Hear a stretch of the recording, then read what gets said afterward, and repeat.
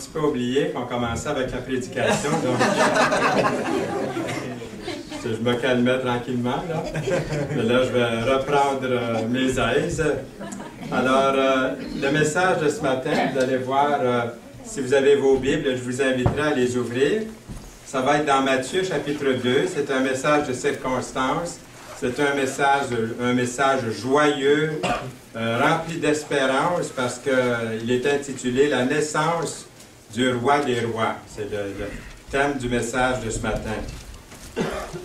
Alors, si vous êtes dans Matthieu, déjà, chapitre 2, nous allons mettre la référence à l'écran pour que vous puissiez trouver le bon passage. Et je vais commencer à lire le texte principal que nous retrouvons dans Matthieu 2, les versets 1 à 6. Jésus étant né à Bethléem en Judée, au temps du roi Hérode, voici des mages d'Orient arrivèrent à Jérusalem et dirent « Où est le roi des Juifs qui vient de naître?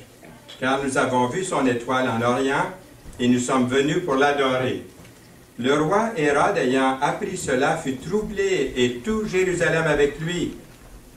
Il assembla tous les principaux sacrificateurs et les scribes du peuple, et il s'informa auprès d'eux du lieu où le Christ devait naître.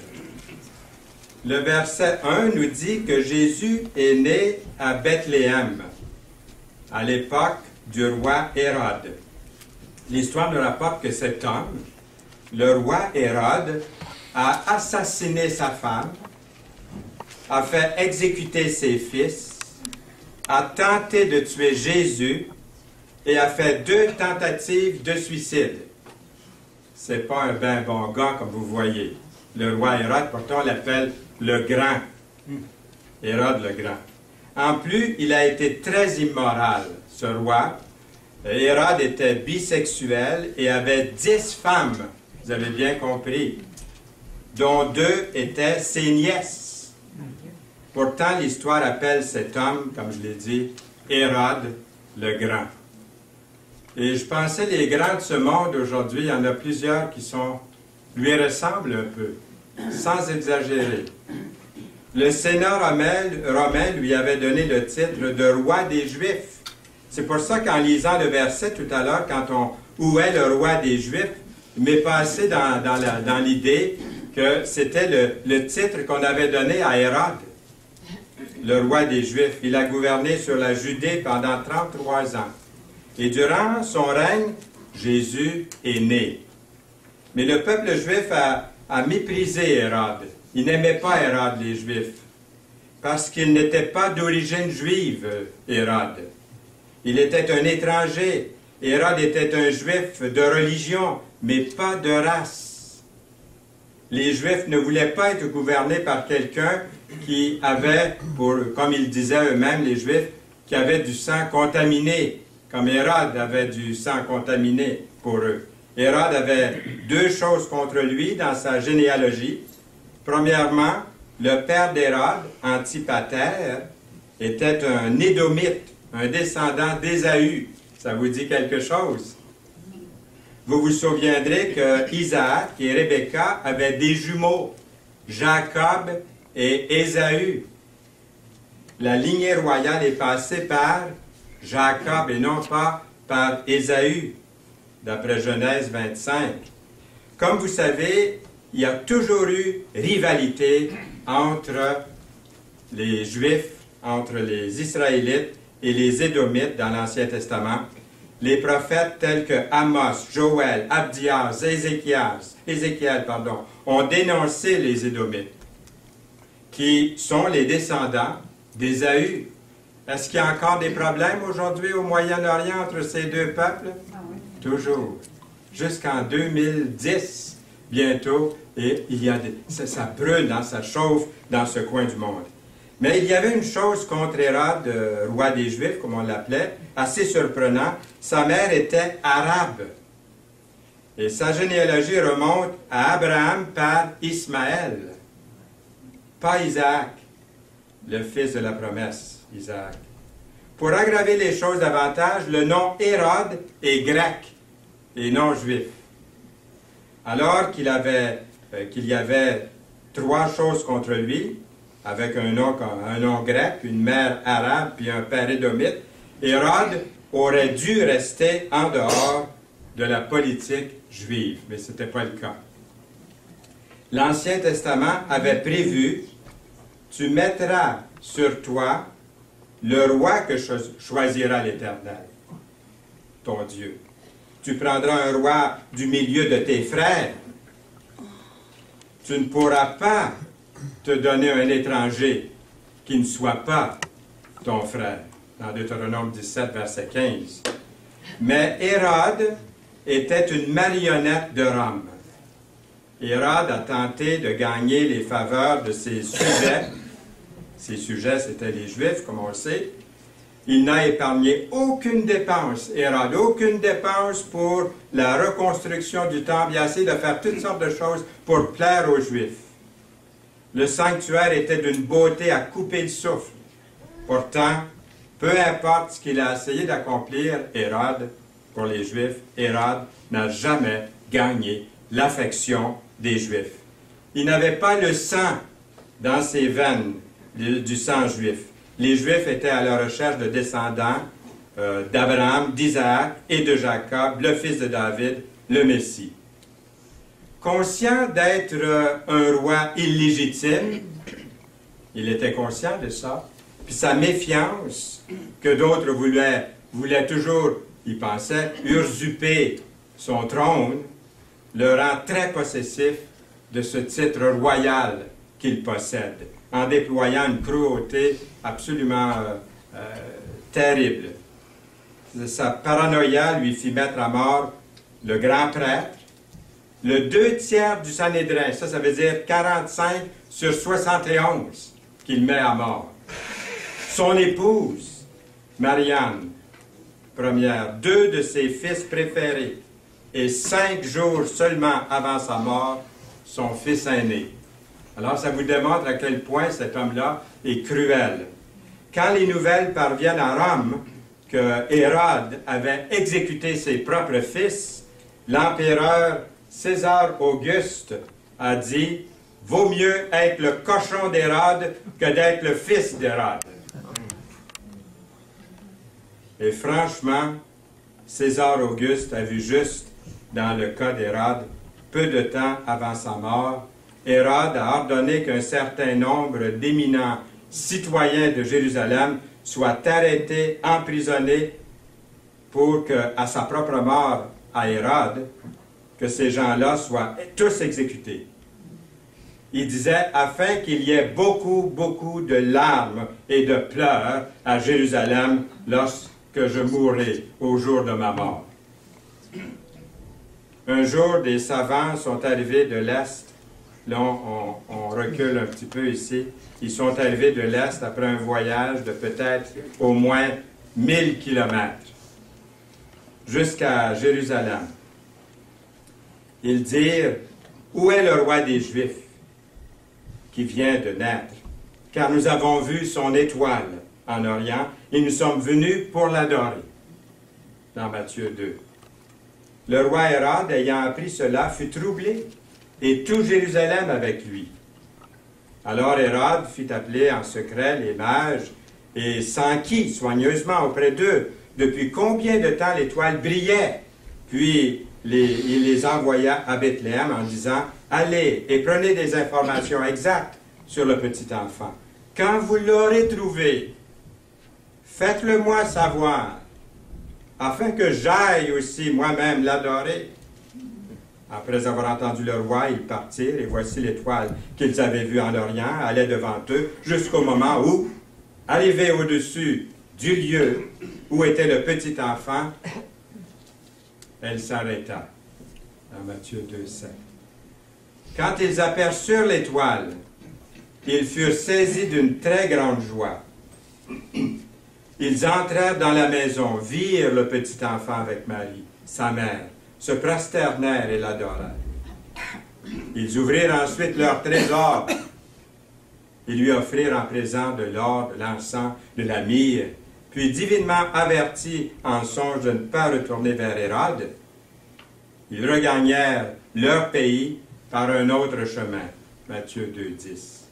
Alors Hérode, voyant qu'il avait été joué par les mages, se mit dans une grande colère et envoya tuer tous les enfants de 2 ans et en dessous qui étaient à Bethléem et dans tout son territoire, selon la date dont il s'était soigneusement enquis auprès des mages. Dans Matthieu 2, 16. La vie du petit garçon Jésus, a été épargnée par la providence de Dieu. Nous lisons, « Lorsqu'ils furent partis, voici un ange du Seigneur apparut en songe à Joseph et dit, « Lève-toi, prends le petit enfant et sa mère, fuis en Égypte et reste-y jusqu'à ce que je te parle, car Hérode cherchera le petit enfant pour le faire périr. » Joseph se leva, prit de nuit le petit enfant et sa mère et se retira en Égypte. Et il y resta jusqu'à la mort d'Hérode, afin que s'accomplisse ce que le Seigneur avait annoncé par le prophète. « J'ai appelé mon fils hors d'Égypte. » Quand Hérode fut mort, voici un ange du Seigneur apparut en songe à Joseph en Égypte et dit, « Lève-toi, prends le petit enfant et sa mère et va dans le pays d'Israël, car ceux qui en voulaient à la vie du petit enfant sont morts. » Joseph se leva, prit le petit enfant et sa mère et alla dans le pays d'Israël, dans Matthieu 2, verset 19. La question se pose, Jésus était-il le Messie prophétisé et promis? Jésus était-il un descendant d'Abraham, d'Isaac et de Jacob? Était-il de la tribu de Juda, Jésus? Était-il de la famille d'Isaïe? Était-il, Jésus, le fils de David? Y avait-il du sang royal dans les veines de ce petit enfant? La généalogie de Jésus, Matthieu commence son évangile par répondre à ces questions que nous venons de nous poser, qui sont d'une importance capitale aussi pour les Juifs. Matthieu 1, les versets 1 à 6 et le verset 16, nous lisons « Généalogie de Jésus-Christ, fils de David, fils d'Abraham. Abraham engendra Isaac, Isaac engendra Jacob, Jacob engendra Judas et ses frères, Judas engendra de Tamar, Pérez et Zara, Pérez engendra Esron, Esron engendra Aram, Aram engendra Aminadab, Aminadab engendra Naasson, Naasson engendra Salmon, Salmon engendra Boaz de Rahab, Boaz engendra Obed de Ruth, Obed engendra Isaïe, Isaïe engendra David, le roi David engendra Salomon de la femme d'Uri. Jacob engendra Joseph, l'époux de Marie, de laquelle est né Jésus, qui est appelé Christ. Matthieu 1, 16.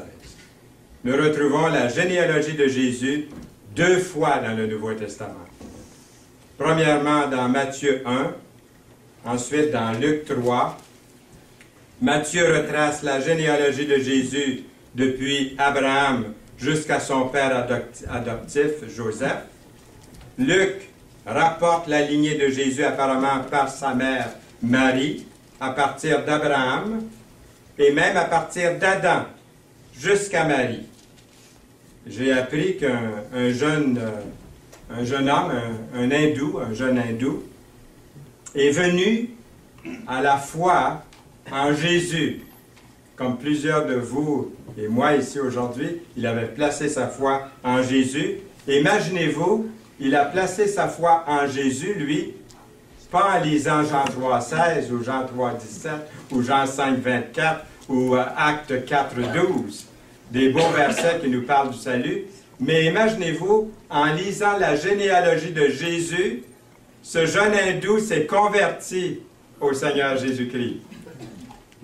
En lisant le premier chapitre de Matthieu, lorsqu'on lui a demandé ce qu'il y avait dans la généalogie de Jésus qui l'avait conduit à sa conversion, il a déclaré que pour la première fois, il avait trouvé une religion qui est en fait enracinée dans l'histoire, contrairement à la mythologie de l'hindouisme ou du bouddhisme.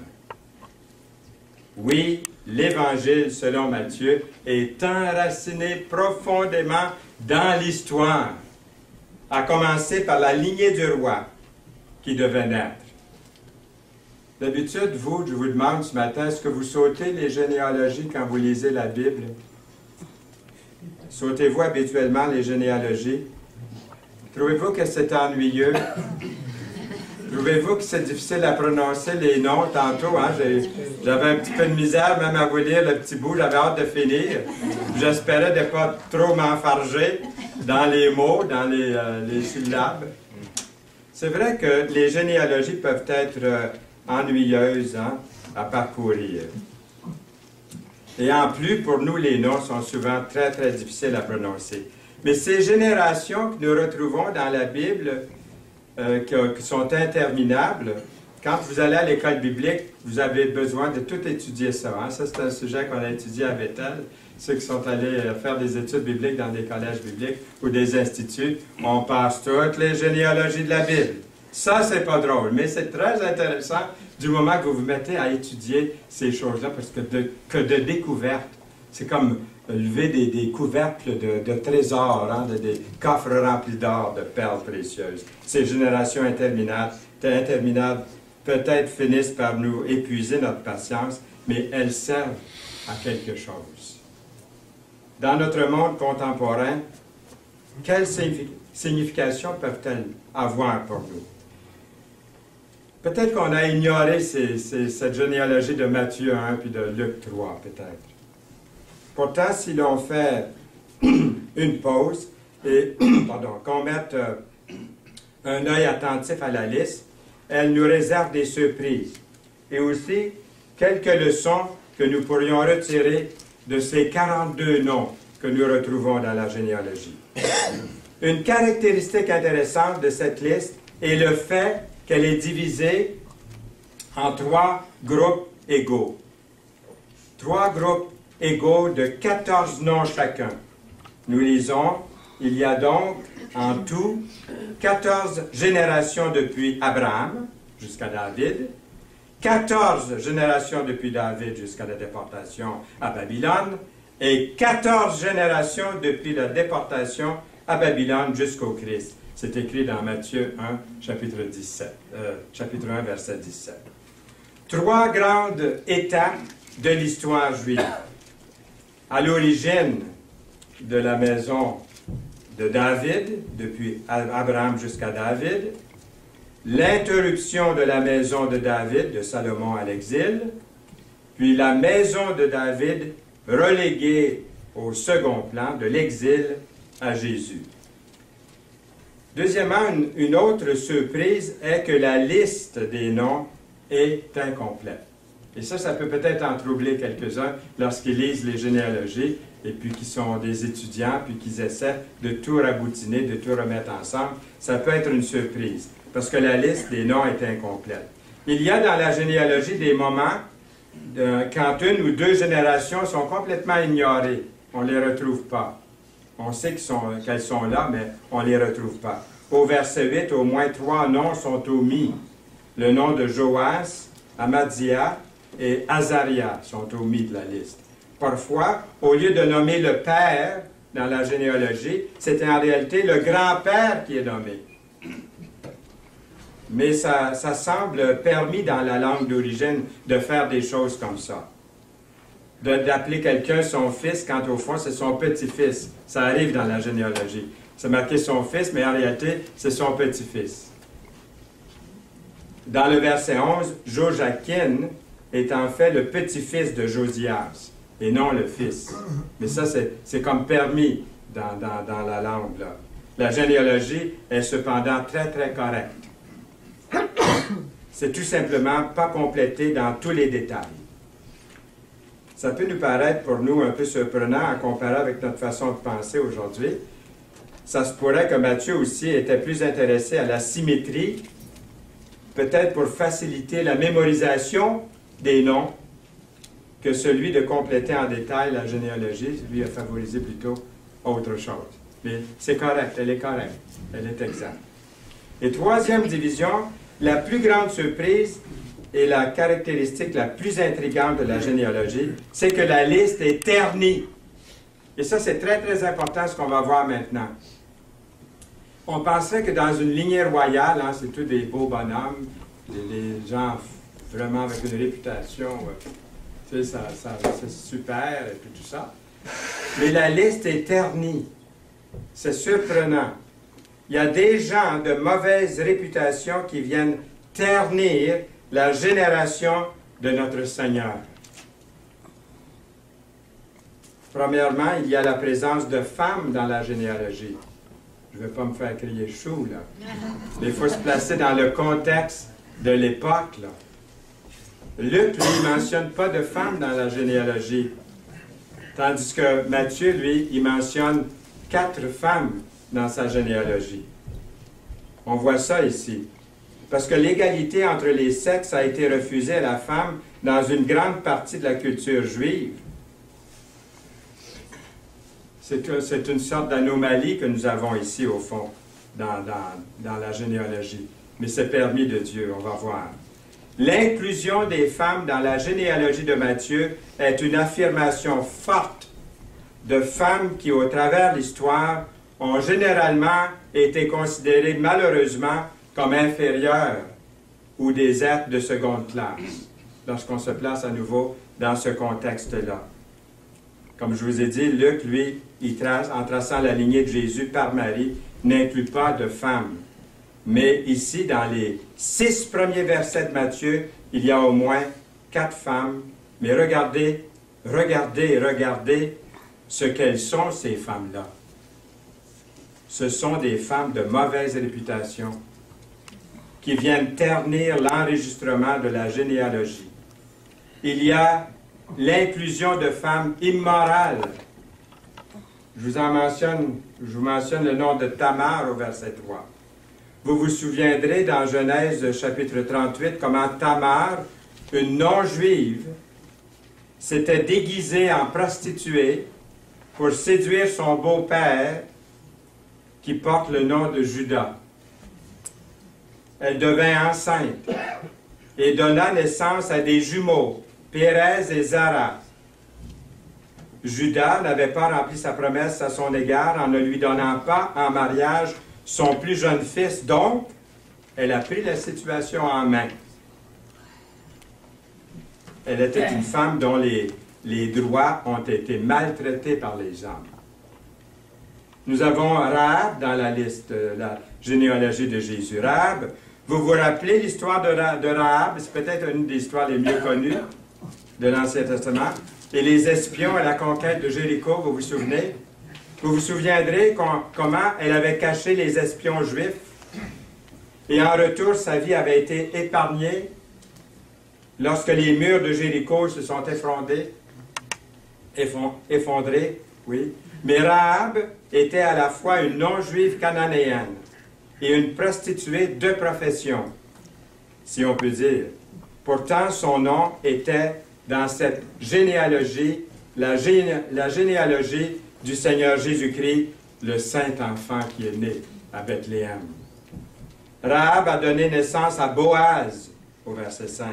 La tradition juive dit que Rahab est devenue l'épouse de Josué. Ensuite, nous avons Ruth, au verset 5.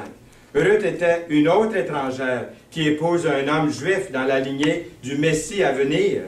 Elle était une Moabite. Les Moabites n'avaient pas une très bonne réputation. Ils étaient les descendants de Moab. Un petit mot concernant Moab. Je vous rappelle que Moab était le fils de Lot.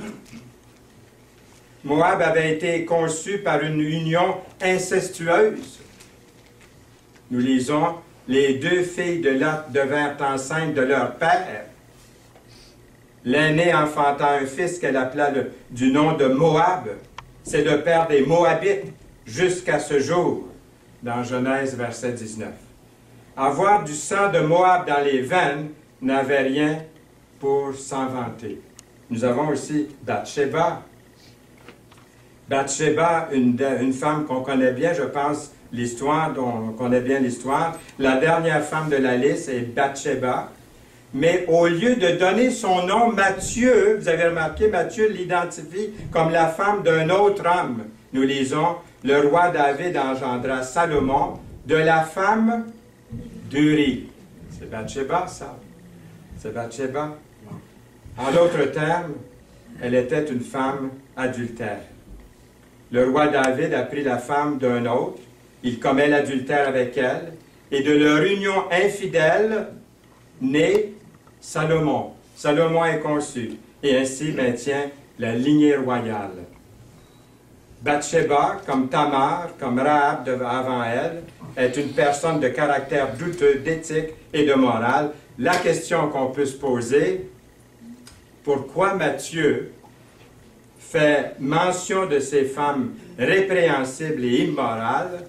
3 des 4 sont des femmes adultères et au moins 3 sont des non-juives.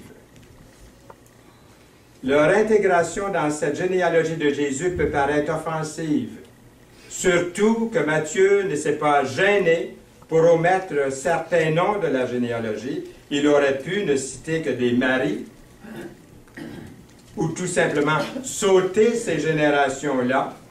Rappelez-vous que Matthieu n'a rien contre les omissions, on l'a vu tantôt. Il ne l'a pas fait dans ce cas-là.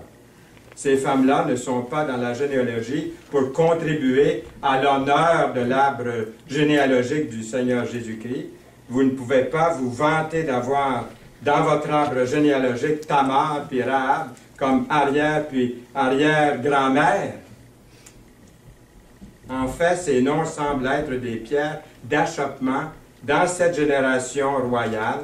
Pourquoi les faire ressortir en plein jour? Pourquoi ne pas les avoir cachés? Pensez-y un instant, et vous allez trouver la réponse que l'insufflé du Saint-Esprit. J'en suis déjà convaincu que plusieurs ont trouvé la réponse. Pourquoi c'est permis dans la Bible de démontrer une telle chose? C'est la vérité, c'est là. C'est noir sur blanc. Et pour ternir de honte la lignée de Jésus avec une prostituée puis une femme adultère, ça peut nous scandaliser de constater que la génération de Jésus est entrelacée de dégradation de la sorte, mais tenez-vous bien, il y a pire encore. Vous trouviez que c'était déjà assez? Est-ce que vous voulez entendre la suite? Je vous la rappelle, vous la connaissez. Il y a l'inclusion de mauvais rois. La liste comprend 4 rois corrompus, pour ne pas parler du roi prodigue, Manassé, qui finalement s'est repenti puis est revenu de ses mauvaises voies. Nous avons Roboam. C'est sous le règne de Roboam, à cause de sa cupidité excessive, que la nation d'Israël s'est divisée. Le royaume du nord d'Israël et le royaume du sud, la Judée.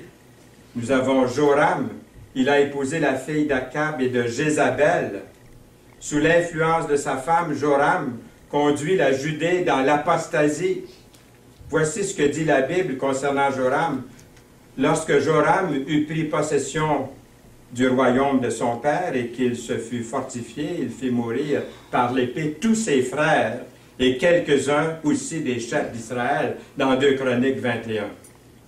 Joram fit de même des hauts lieux dans les montagnes de Juda. Il poussa les habitants de Jérusalem à la prostitution et il séduisit Juda dans 2 Chroniques 21. Il avait 32 ans lorsqu'il devint roi et il régna 8 ans à Jérusalem. Il s'en alla sans être regretté, on peut comprendre, et on l'enterra dans la ville de David, mais non dans les sépulcres des rois, dans 2 Chroniques 21. Nous avons un autre roi, Amon.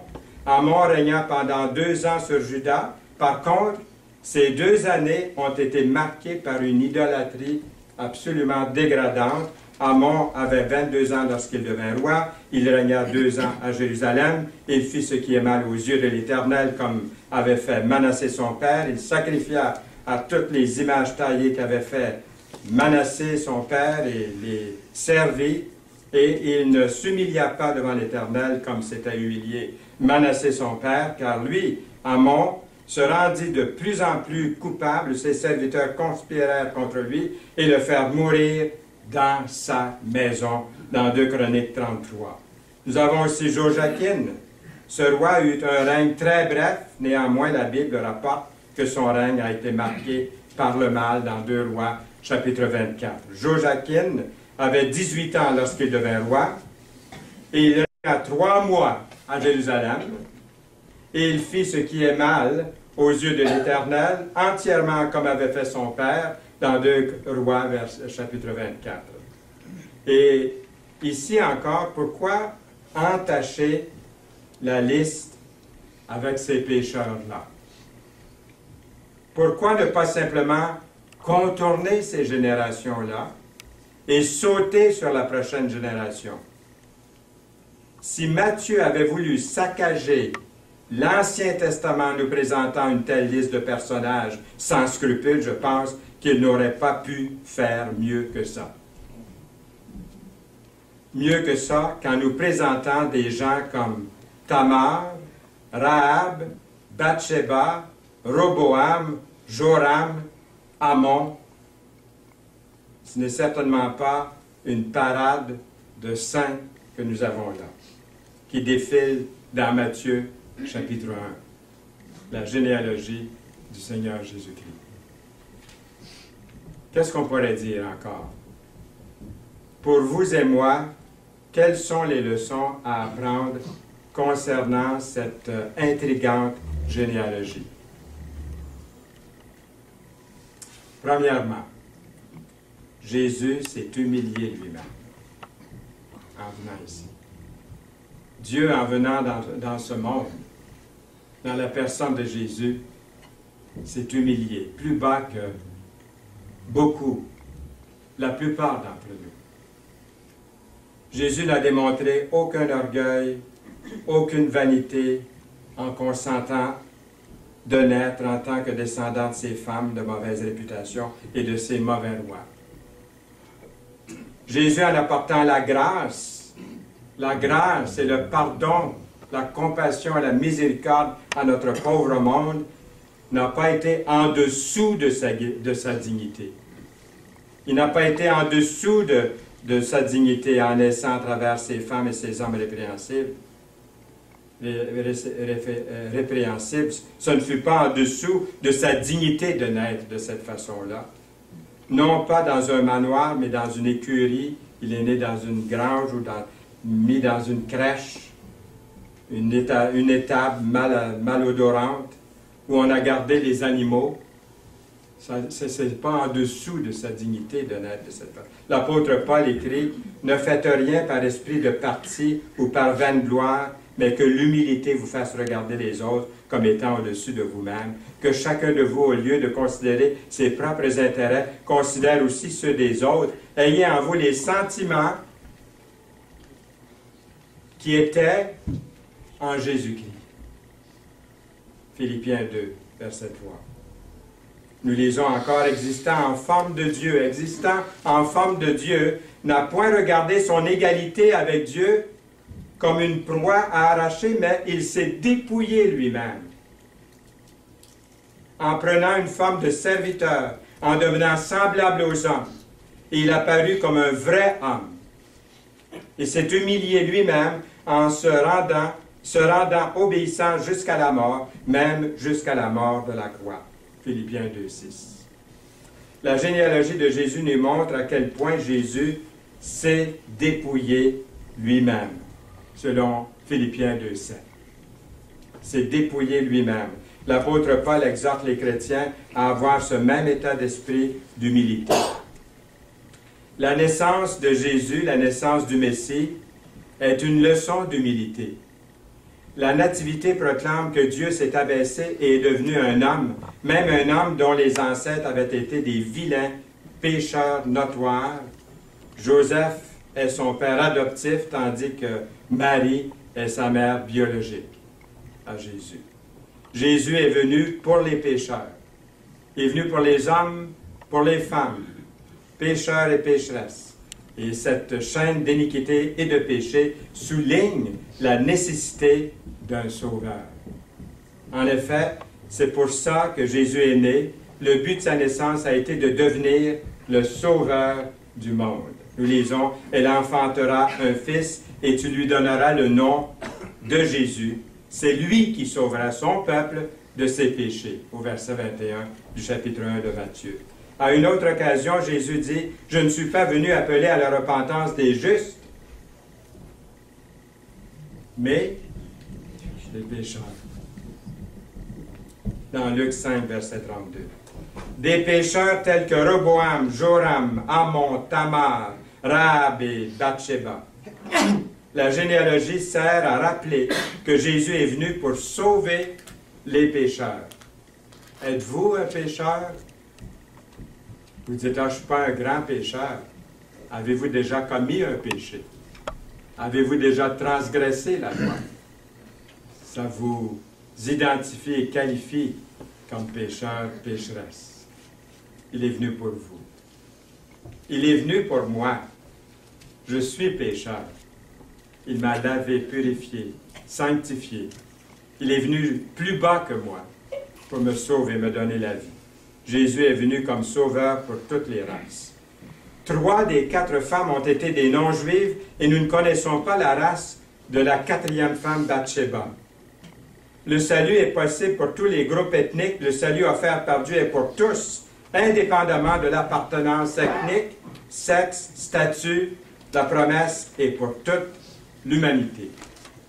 Le chapitre suivant nous informe qu'un groupe d'hommes venus d'Orient a parcouru au moins 1000 kilomètres pour voir le roi nouveau-né, alors que les Juifs chez eux en Terre Sainte étaient ignorants, inconscients de la naissance du roi des rois dans leur propre milieu.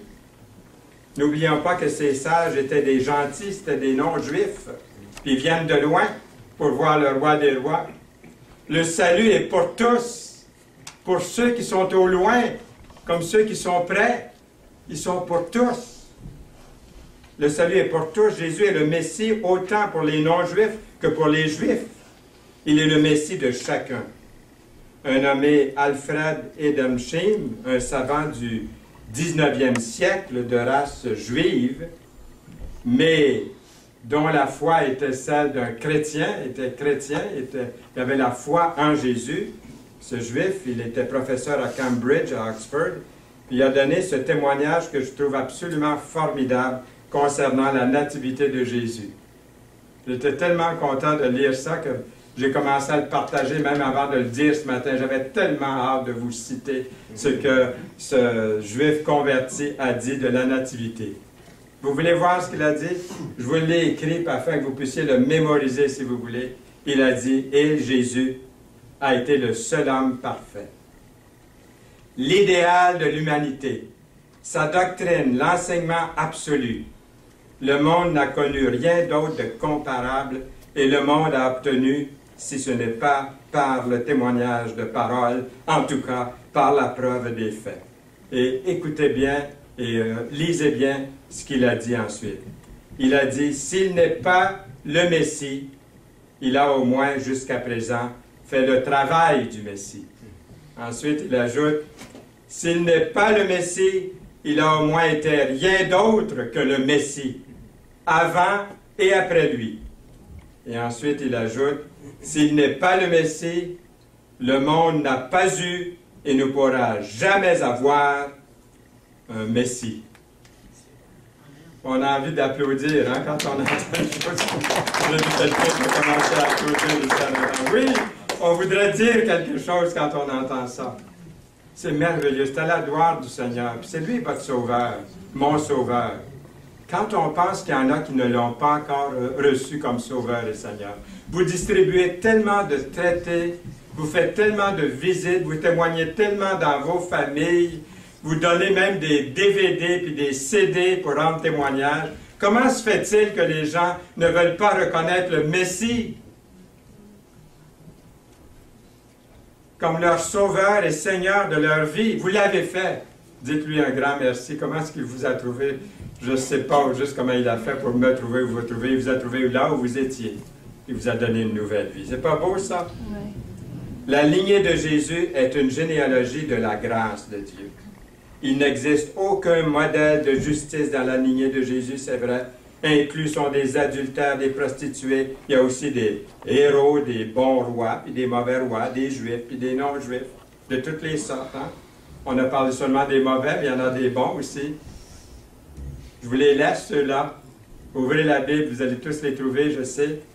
Et cette liste donne à penser qu'il y a de l'espoir, il y a de l'espoir, il y a de l'espoir pour vous et pour moi. Pas vrai? Si les noms de pécheurs comme Rahab et Roboam ont fait leur chemin jusque dans les registres généalogiques du Christ, alors peut-être que le nom de pécheur comme Fernand Saint-Louis va se retrouver dans le livre de vie. C'est pas beau ça aussi? Et le vôtre, mettez votre nom aussi, pourrait se retrouver de certains d'entre vous faire leur chemin jusque dans le registre céleste, le livre de vie du Seigneur. Ces noms, dans le premier chapitre de Matthieu, nous donnent à vous et à moi de l'encouragement. En effet, plus tard, dans le Nouveau Testament, Rahab, la prostituée, est inclus dans le hall de la renommée de la foi. Hébreux 11. Allez le lire, vous allez voir son nom comme une héroïne dans le livre de Hébreux chapitre 11. C'est ce que le Seigneur veut faire dans votre vie et dans ma vie. De vous et de moi, il veut faire quelqu'un de grand, qu'il appelle son enfant, son fils, sa fille, même son frère, sa sœur. Mais il faut premièrement venir à lui, vivre pour lui, marcher pour lui. Au fond, l'histoire de la nativité pointe vers la grâce infinie de Dieu, notre besoin de la grâce de Dieu, de sa miséricorde, la miséricorde de Dieu, de sa compassion. Nous sommes des pécheurs, que nous soyons convaincus de péché, de justice, de jugement, pour venir à Jésus comme Sauveur et Seigneur de sa vie. En nous procurant cette grâce sous forme du Sauveur, le Seigneur Jésus-Christ. C'est pourquoi Jésus est né. C'est ça la fête de Noël. C'est pas d'autre chose.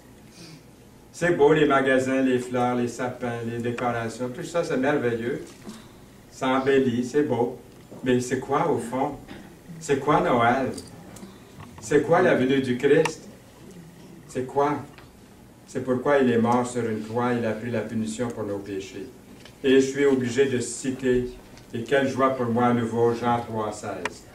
Hein? Je peux pas dire un message sans citer, car Dieu a tant aimé le monde, qu'il a donné son Fils unique, afin que quiconque, mettez votre nom à quiconque, afin que quiconque croit en lui ne périsse point, mais qu'il ait la vie éternelle. Savez-vous que la société, vous connaissez la société Hallmark, ceux qui font des cartes, là, Hallmark? J'ai trouvé ça, un slogan qu'ils ont, ça doit être des chrétiens qui sont à la tête de cette compagnie, pour vendre leurs cartes de vœux. Regardez ce qu'ils ont écrit. Si vous vous souciez assez pour envoyer ce qu'il y a de mieux, eh bien, l'histoire de la Nativité proclame à l'humanité: Jésus a pris soin d'envoyer le meilleur, il a envoyé son Fils pour être le Sauveur du monde. L'avez-vous publié, vous, comme votre Sauveur? C'est pas beau? Et le peuple dit: Amen. Seigneur, merci pour ta parole, merci pour ta venue, pour chacun de nous ici aujourd'hui. Que nous puissions te reconnaître, t'accepter, marcher pour toi, vivre pour toi, avoir une nouvelle vie en toi. Au nom précieux de Jésus. Amen.